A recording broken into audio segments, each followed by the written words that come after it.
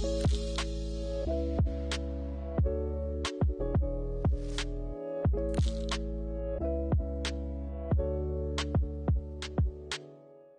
donc éco-conception, performance, sobriété numérique, c'est bien sûr des termes qui sont très courants, que ce soit dans les appels d'offres, dans la communication des entreprises, des agences, des prestataires de services, mais aussi dans la presse. Donc voilà, c'est des termes qu'on retrouve, et puis même de plus en plus d'ailleurs dans les discours politiques, puisque l'impact du numérique ben voilà, n'est plus à démontrer, évidemment, sur l'empreinte carbone de l'industrie.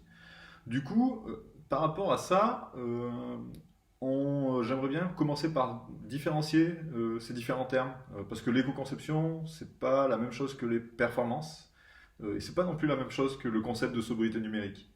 Donc dans ces concepts, en fait, si on commence par les performances, c'est vraiment en fait la mesure des temps de chargement, donc généralement, et plus globalement la mesure en fait d'un temps en fait que prend un élément pour se charger sur la page, de ce qu'on appelle la cascade, parce que les éléments d'une page web sont pas chargés tous au même moment, et c'est vraiment le temps que ça prend. Donc les performances, c'est vraiment l'aspect mesure des différents indicateurs en fait qu'on peut avoir sur un site internet.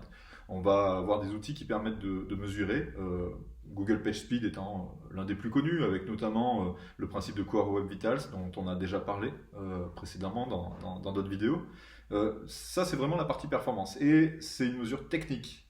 Donc c'est vraiment l'approche technique de ce dont on parle aujourd'hui. Ensuite, on a la partie éco-conception. L'éco-conception, en fait, c'est le principe de concevoir en prenant en compte l'impact écologique et des éléments en fait qu'on va produire, des services numériques, des sites internet, des produits qu'on va réaliser. Donc l'éco-conception, c'est vraiment à différencier de la performance. L'éco-conception, c'est vraiment penser dès le départ du coup le site internet qu'on produit ayant le moins d'impact carbone, d'impact énergétique sur la société. Donc vraiment deux façons de voir différentes. Les performances, c'est plutôt quelque chose qu'on mesure une fois que le site internet est produit, alors que l'éco-conception, c'est quelque chose qui intervient plutôt en amont, et puis qui va suivre la phase de production en fait, d'un site internet.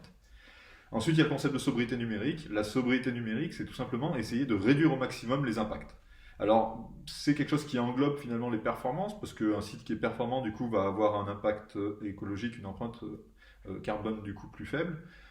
Ça prend en compte également l'éco-conception, puisque un site qui est éco-conçu, du coup, généralement aura tendance à être sobre énergétiquement, enfin voilà, avoir un impact le plus réduit possible. Mais voilà, le concept de sobriété numérique, c'est essayer de faire mieux avec moins, c'est-à-dire essayer d'avoir un impact moins important, limiter du coup voilà, un maximum les émissions carbone.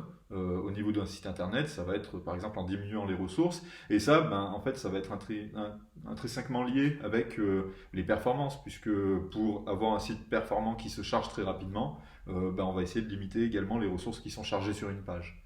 Donc voilà, tout est lié, et en même temps, c'est des concepts qui sont un peu différents les uns des autres.